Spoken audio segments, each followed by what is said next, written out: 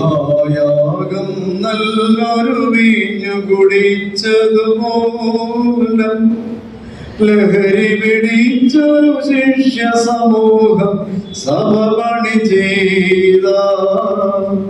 ആത്മബലത്താൽ അവരുചിതം സഭ പണി ചെയ്യുമ്പോൾ 3000 ആളുകളെ ഏകദിനത്തിൽ